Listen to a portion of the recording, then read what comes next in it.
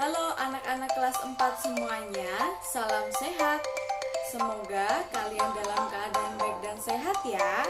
Hari ini kita akan memulai belajar IPA. Ibu harap kalian hari ini semuanya semangat ya untuk belajar. Halo anak-anak kelas 4 semuanya, apa kabar kalian? Semoga kalian dalam keadaan yang sehat ya. Kita hari ini akan belajar IPA. Sebelum kita belajar, kita semangati dulu ya dengan salam Tarakanita. Salam Tarakanita, satu hati, satu semangat, Tarakanita, yes!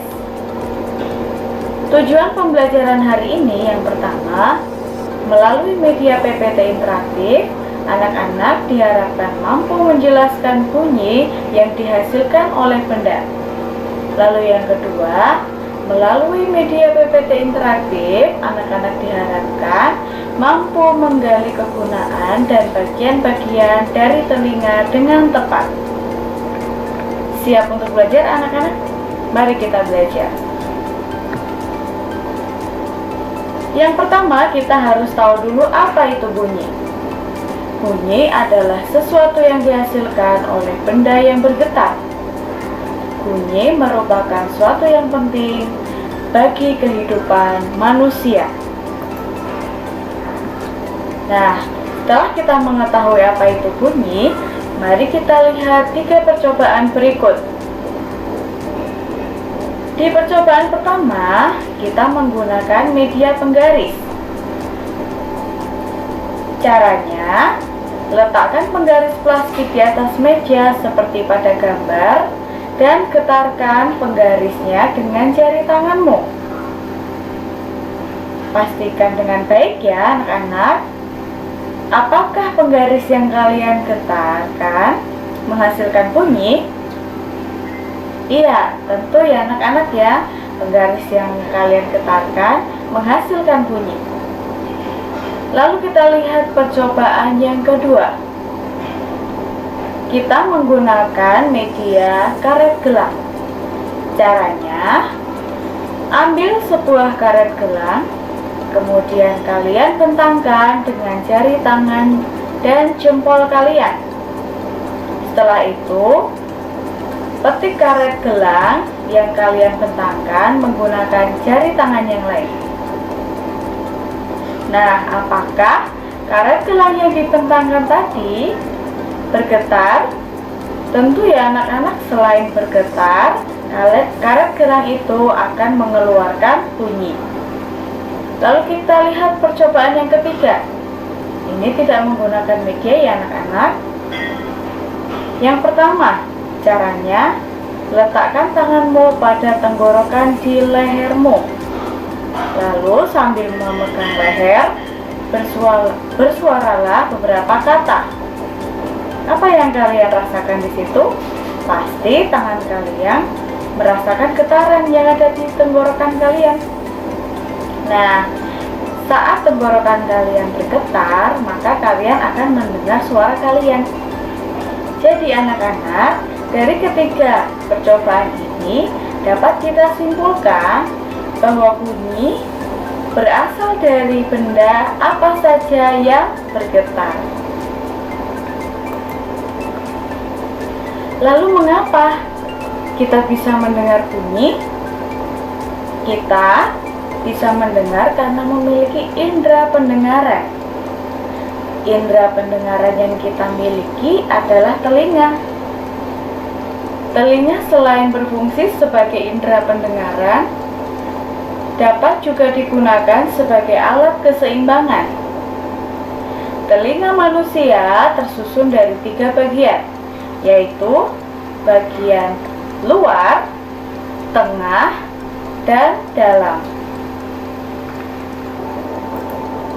Oke anak-anak, mari kita lihat bagian-bagian telinga. Kita mulai dari telinga bagian luar.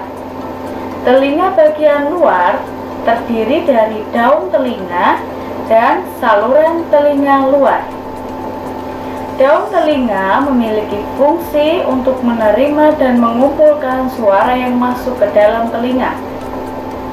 Lalu saluran telinga luar memiliki fungsi untuk menghasilkan minyak serumen. Selanjutnya, kita akan lihat telinga bagian tengah. Telinga bagian tengah memiliki bagian tulang pendengaran. Tulang pendengaran terdiri dari tulang martil, tulang landasan, dan tulang sanggurdi.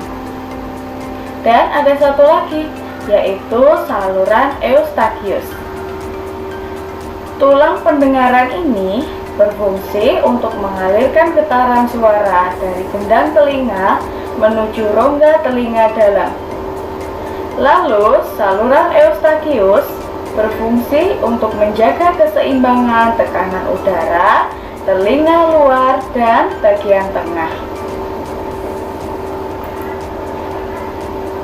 Selanjutnya, telinga bagian dalam terdiri dari saraf pendengaran, saluran tengah setengah lingkaran, dan koklea atau rumah siput. Saraf pendengaran berfungsi untuk meneruskan rangsangan bunyi ke otak.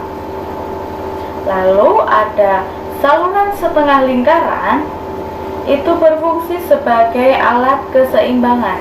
Dan yang terakhir ada koklea, atau kita sering menyebutnya rumah siput, berfungsi untuk menerima dan meneruskan getaran bunyi ke saraf pendengaran. Baik, kita sudah belajar bagian-bagian dari telinga. Selanjutnya kita belajar tentang proses mendengar bunyi. Ada 6 proses. Yang pertama, bunyi dikumpulkan oleh daun telinga. Setelah itu akan memasuki liang telinga. Setelah masuk ke liang telinga, maka akan diteruskan ke gendang telinga. Diserap oleh gendang telinga, lalu diteruskan ke tulang-tulang pendengaran. Tulang-tulang pendengaran akan meneruskan bunyi ke koklea. Dan dari koklea, bunyi akan didengar dengan memberikan kode pada saraf pendengaran, lalu diteruskan ke otak.